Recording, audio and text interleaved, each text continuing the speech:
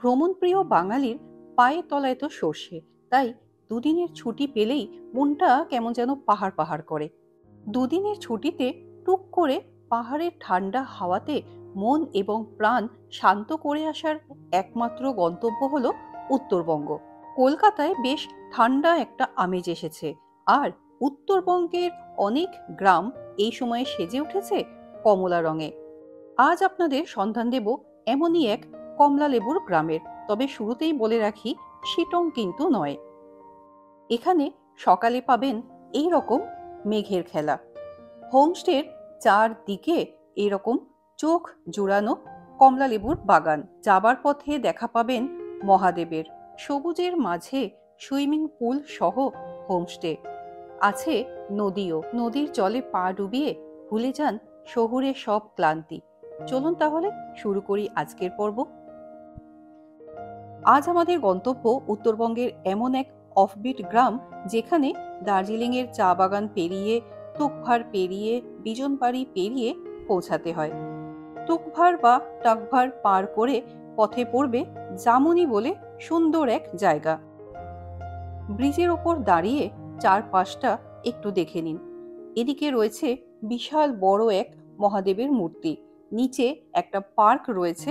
যারা তুকভারে আসেন তারা অনেকেই এখানে চলে আসেন সাইট সিন করার জন্য। যারা বিজনবাড়ি গেছেন তারা তো অবশ্যই এই জায়গাটার সাথে পরিচিত, কারণ এই রাস্তা দিয়েই বিজনবাড়ি যেতে হয়। জায়গাটা বেশ সুন্দর, শান্ত, নিরিবিলি। নিচে পার্কটায় চাইলে আপনারা ঘুরে আসতে পারেন, আর না হলে এখানে দাঁড়িয়েই বেশ কিছুটা সময় কাটান। বেশ ভালো লাগবে। এই জায়গাটার নাম জামুনি, বিজনবাড়ি যাওয়ার রাস্তায় পড়ে। আর এই যে পেছনে দেখতে পাচ্ছেন বিশাল বড় শিব মূর্তি, এটা উঁচু থেকেও দেখতে পাওয়া যায়। আমরা রাস্তা থেকে দেখতে দেখতেই আসছিলাম। আর এই সামনে রয়েছে পার্ক একটা, ওদিকে একটা লেক রয়েছে, তবে এখন বন্ধ। আর লোকাল কিছু লোকজন ওনারা এখানে পিকনিক টাইপের করছেন। তবে জায়গাটা খুব সুন্দর, একদম শান্ত নিরিবিলি, বেশ সুন্দর করে সাজানো গাছ দিয়ে।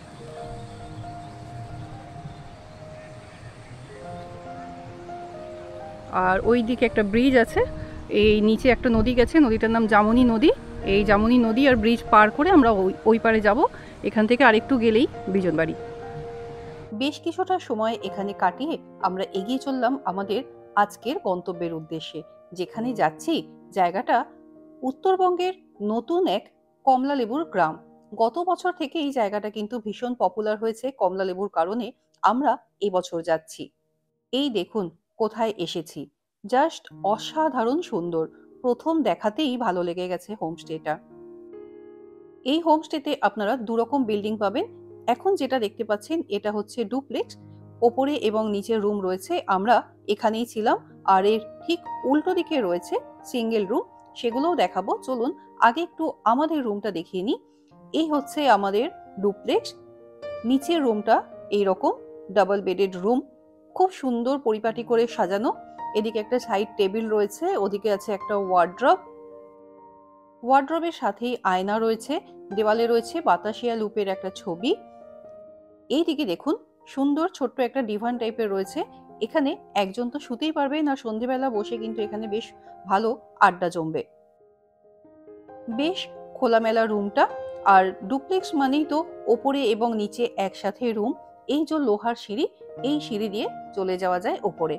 তো চলুন একটু ওপরটা ঘুরে আসি। চলে এসেছি ওপরে। ওপরে কিন্তু বেড নেই, বেশ মোটা একটা ম্যাট্রেস পাতা রয়েছে। এখানেও কিন্তু দুজন ভালো মতো শুতে পারবেন। এদিকে একটা বড় জানালা রয়েছে, আর এই কর্নারে চেয়ার টেবিল দিয়ে সিটিং অ্যারেঞ্জমেন্ট করা রয়েছে। এদিকেও বড় জানালা এবং দরজা রয়েছে। ওদিকে একটা স্ট্যান্ড ফ্যান দেওয়া রয়েছে। ম্যাট্রেসটা বেশ চওড়া এবং 2 থেকে 3 জন কিন্তু এখানে ভালো মতো অ্যাডজাস্ট হয়ে যায়। মানে এই ডুপ্লেক্সটা যদি আপনারা থাকেন, নিচে এবং ওপরে মিলিয়ে মোটামুটি 5 জন থাকতে পারবেন। আর এখানে রয়েছে ওপরে একটা ব্যালকনি। ব্যালকনি থেকে বেরোলেই সামনেই এরকম সুন্দর ভিউ। এদিকে সুইমিং পুল, ওই সাইডে আরো একটা বিল্ডিং রয়েছে, ওখান থেকেও কিন্তু দারুণ ভিউ। আর উল্টো দিকে পাহাড়ের ভিউ।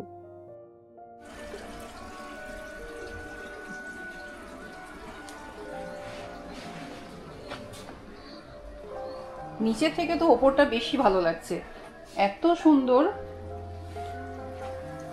আর এখান থেকে এই যে বাইরে বেরোলেই ব্যালকনিতে বসেই তো সময় কেটে যাবে, এখানে এত সুন্দর জায়গাটা। এই হচ্ছে নিচের পুরো রুম।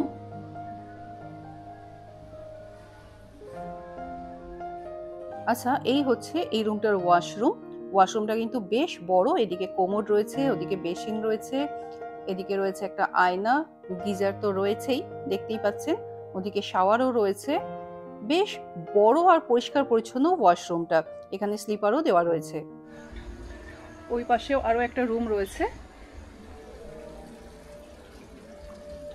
চলুন একটু ঘুরে আসি ফার্মস্টেটা।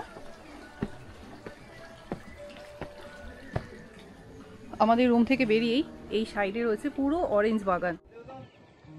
আচ্ছা, আমি হোমস্টে বলছি, এটা কিন্তু হোমস্টে নয়, এটা শাসিং ভ্যালি ফার্মস্টে। পুরো ফার্মস্টে জুড়ে এই শীতকালে এই পরিমাণ কমলালেবু আপনারা দেখতে পাবেন। প্রচুর কমলালেবুর গাছ শুধু এই ফার্মস্টেতে নয়, এই পুরো গ্রামটা জুড়ে। আর এই দেখুন, এই যে হোমস্টে আমাদের, আর চারদিকে দেখতে পাচ্ছেন কি পরিমাণ কমলালেবু হয়ে রয়েছে। এই জন্যেই এই গ্রামটা এতটা পপুলার হয়ে উঠছে কমলালেবুর গ্রাম হিসেবে। এখানে একটা সুইমিং পুলও রয়েছে, আপনি চাইলে সুইমিং পুলেও নামতে পারেন। এদিকে রয়েছে একটা ফিশ পন্ড, একদম ফার্মস্টে যেমন হয় ঠিক সেরকম। এখানে বেশ কিছু মাছও রয়েছে, বেশ বড় সাইজের। এখন একটু মেঘলা মেঘলা বলে বোঝা যাচ্ছে না, বেশ বড় বড় মাছ রয়েছে। ওই দেখুন দূরে একটু একটু দেখতে পাওয়া যাচ্ছে। আর এই চারদিকে রয়েছে এনাদের ফার্ম, যেখানে কমলা লেবুও রয়েছে, আর তাছাড়াও আরো নানা ধরনের গাছ রয়েছে। এই হচ্ছে সুইমিং পুল এরিয়া। জলটা একদম টলটলে পরিষ্কার, দেখেই মনে হচ্ছে নেমে যায়। আজ ওয়েদারটা একটু খারাপ, তাই হালকা বৃষ্টি হচ্ছে আর চারদিকটা মেঘলা হয়ে রয়েছে। না হলে কিন্তু ভীষণ সুন্দর ঝকঝকে নীল আকাশ দেখতে পাওয়া যায় এখান থেকে। আপনি চাইলে এই সুইমিং পুলের পাশে বসে সকালের ব্রেকফাস্টও করতে পারেন, চারদিকের অসাধারণ সুন্দর ভিউ দেখতে দেখতে। এখানে দুটো ডুপ্লেক্স রয়েছে, আর এছাড়াও আরো 3টে রুম রয়েছে। দুটো রুম নিচে এবং একটা বড় রুম ওপরে। ডুপ্লেক্সের ঠিক উল্টো দিকের বিল্ডিং এ আমি এখন দাঁড়িয়ে রয়েছি। ওই যে দেখতে পাচ্ছেন ডুপ্লেক্স গুলো, ওখানে আমরা রয়েছি। আর এর ঠিক উল্টো দিকে রয়েছে এই বড় একটা বিল্ডিং। এখান থেকে কিন্তু ভিউটা আরো সুন্দর। ওদিকে যে পাহাড়টা দেখতে পাচ্ছেন, ওটা হচ্ছে মিন চা বাগান। আচ্ছা, চলুন আপনাদের এই ওপরের রুমটা একটু দেখিয়ে দিই। এটা কিন্তু বেশ বড় একটা রুম। ঢুকেই বাঁ দিকে এরকম একটা ডিভান রয়েছে, বালিশ কুশন দিয়ে খুব সুন্দর করে সিটিং অ্যারেঞ্জমেন্ট করা রয়েছে। আর এখানে কিন্তু একজন ভালো মতো শুতেও পারবেন। এদিকের ওয়ালটাও খুব সুন্দর করে ডেকোরেট করা, সামনে দুটো ছোট ছোট টেবিল রয়েছে, দেওয়ালে রয়েছে বুদ্ধদেবের ছবি। এইরকম ব্যাকগ্রাউন্ডে কিন্তু ফটো ভীষণ ভালো আসে। যারা ফটো তুলতে ভালোবাসেন তারা অবশ্যই এখানে কিন্তু নিজেদের ফটোগ্রাফি করতে পারেন। এদিকে দুটো বড় বড় বেড রয়েছে, এদিকে দুজন ওদিকে দুজন, চারজন অ্যাডজাস্ট হয়ে যাবে। মানে এই যে রুমটা, এই রুমটায় কিন্তু 5জন খুব ভালো মতো অ্যাডজাস্ট হয়ে যাবেন। এদিকে বড় একটা আয়না রয়েছে, এদিকে ওই সাইডে একটা ওয়ার্ড্রব রয়েছে, দুদিকে বড় বড় জানালা রয়েছে। এই জানালায় বসেই কিন্তু উল্টো দিকের পাহাড়ের দারুণ ভিউ পাওয়া যায়। আর চারদিকে যে অরেঞ্জ গার্ডেন রয়েছে, তারও খুব সুন্দর ভিউ পাওয়া যায় এই ওপরটা থেকে। এই রুমটায় কিন্তু আপনারা অনায়াসে 5জন থাকতে পারেন। এই রুমটার প্লাস পয়েন্ট হলো এখানে দুটো ওয়াশরুম রয়েছে। এদিকে একটা ওয়াশরুম যেখানে কোমোড রয়েছে, আর ওদিকে বেসিন রয়েছে। আর এই সাইডে আরো একটা ওয়াশরুম রয়েছে। চলুন এটাও একটু দেখিয়ে দিই। ওয়াশরুমগুলো ছোট, তবে দুটো দুটো ওয়াশরুম কিন্তু এই রুমটায় আপনারা পেয়ে যাবেন। এখানে স্নানের ব্যবস্থাও করা রয়েছে, আর এখানে কিন্তু গিজারও রয়েছে। এবার চলুন একটু অরেঞ্জ বাগানটা ঘুরে আসি। একদম হোমস্টের মধ্যেই বা ফার্মস্টের মধ্যেই এই অরেঞ্জ গার্ডেন। ছোট্ট ছোট্ট গাছে ভর্তি লেবু, একদম হাতের নাগালের মধ্যে। ইচ্ছা হলে হাত দিয়ে ছিঁড়েও নিতে পারেন, তবে নিজেরা একদমই ছিঁড়বেন না। ওনাদের বললে ওনারা নিজেরাই কিন্তু আপনাদের লেবু উপহার দেবেন। আমরাই যদি সব লেবু ছিঁড়ে নিই, তাহলে আমাদের পরে যারা আসবেন তারা কি দেখবেন? সেই জন্য নিজেরা কিন্তু একদমই লেবু নিজের হাতে তুলবেন না। আচ্ছা, এবার চলুন এই হোমস্টের আশেপাশে কি কি ঘোরার জায়গা রয়েছে সেগুলো একটু দেখে নিই। হোমস্টে থেকে 2 মিনিট হাঁটা পথে গেলেই এরকম একটা ভ্যালি পাবেন। ভ্যালির উল্টো দিকটাই হচ্ছে নিম চা বাগান। আরও একটু এগোলে পাবেন এরকম পুরনো একটা ব্রিজ, বেশ নস্টালজিক লাগবে দেখতে। আর এখান থেকে 15 মিনিট মতো ট্রেক করে আপনারা পৌঁছে যেতে পারেন ছোটা রঙ্গিত নদীর কাছে। রাস্তায় যেতে যেতে নানান রকম ফুলের সাথে দেখা হবে আর বেশ সুন্দর ছোট ছোট কাঠের বাড়ি।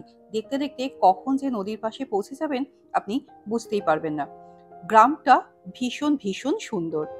আর এই যে সেই ছোট রঙ্গিত নদী, এখানে এসে এই পাথরের ওপর বসে নদীর জলে পা ডুবিয়ে সব ক্লান্তি মুছে যাবে এক নিমেষে। সাথে উপরি পাওনা নদীর কলতান।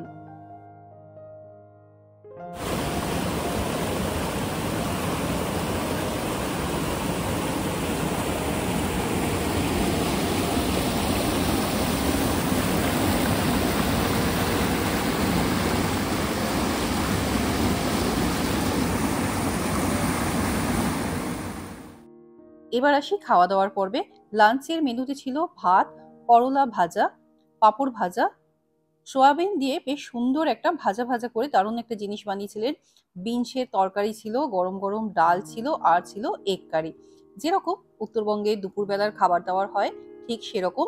তবে এখানে উপরি পাওনা হলো সব কিছুই কিন্তু অর্গ্যানিক, সব কিছুই ওনাদের ক্ষেতের ফসল দিয়ে তৈরি, একদম টাটকা। খাবারের স্বাদ দারুণ ছিল। সন্ধেবেলা এইরকম মাটির উনুনে কাঠের জালে ফার্মস্টের গরুর দুধের কড়া করে 2 কাপ চা, সন্ধেটা জাস্ট জমিয়ে দেয়। সন্ধেবেলা স্ন্যাক্সে থাকে ভেজ পকোড়া আর চা।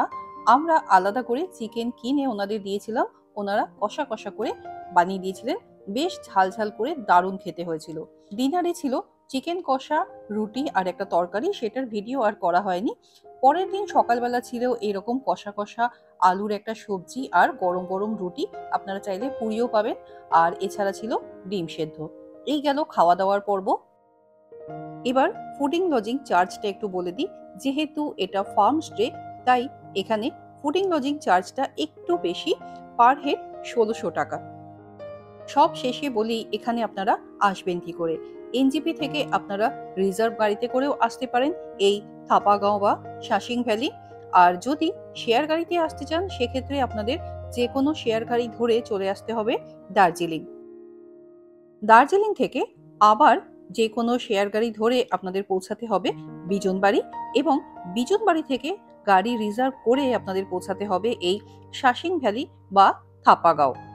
বিজনবাড়ি থেকে আরো 10 কিলোমিটার ওপরের দিকে হচ্ছে এই থাপাগাঁও বা শাসিং ভ্যালি। এনজিপি থেকে এই থাপাগাঁও বা শাসিং ভ্যালির দূরত্ব হলো 106 কিলোমিটার। পৌঁছাতে 4 ঘন্টার একটু বেশি সময় লাগে। আপনারা যদি চান তাহলে একদিন দার্জিলিংয়ে স্টে করে তার পরের দিনও কিন্তু এই থাপাগাঁওতে পৌঁছাতে পারেন, যেহেতু একদম দার্জিলিংয়ের ওপর দিয়েই পৌঁছাতে হয় এই জায়গায়। শেয়ার গাড়িতে গেলে খরচটা একটু কম হবে, তবে সময়টা বেশি লাগবে। আর যদি আপনারা ডাইরেক্ট গাড়িতে যান, যেহেতু দূরত্বটা একটু বেশি, সেক্ষেত্রে ছোট গাড়ির ভাড়া পড়ে 4000 টাকা মতো, আর বড় গাড়ির ভাড়া পড়ে 4500 টাকা মতো। তবে সিজন অনুযায়ী এই ভাড়ার হেরফের হতে পারে। যারা শিটং ঘুরেছেন তারা তো নিশ্চয়ই জানেন হাতের নাগালে কমলালেবু পাওয়ার কি আলাদাই এক আনন্দ। তাদের বলছি একবার এই থাপাগাঁও ঘুরে যান, কথা দিচ্ছি খুব ভালো লাগবে। আমাদের স্বাধীর উত্তরবঙ্গের এরকম অনেক ছোট ছোট গ্রাম তাদের সৌন্দর্যের ডালি সাজিয়ে বসে আছে আমাদের অপেক্ষায়। আমাদের হাত ধরেই তো আরো সবার কাছে পৌঁছে যাবে এই সব গ্রামগুলোর সৌন্দর্যের গল্প। কেমন লাগলো উত্তরবঙ্গের এই নতুন কমলালেবুর গ্রাম কমেন্টে জানাতে কিন্তু ভুলবেন না। আর এই শীতে আপনি যাচ্ছেন নাকি এই কমলালেবুর গ্রামে? গেলে অতি অবশ্যই জানাবেন কিন্তু। ভিডিওটা ভালো লেগে থাকলে আপনার বন্ধুদের সাথে শেয়ার করে নিন। হয়তো আরো অনেকেই এরকম নতুন গ্রামের সন্ধানে রয়েছেন যেখানে গেলে নতুন কিছু দেখতে পাবেন। আজকের পর্ব তাহলে এখানেই শেষ করছি। দেখা হচ্ছে অন্য একটি পর্বে, অন্য কোনো গন্তব্যে। ততদিন সবাই খুব ভালো থাকুন, সুস্থ থাকুন এবং ঘুরতে থাকুন আর দেখতে থাকুন অথেন্টিক ভ্রমণ। ধন্যবাদ।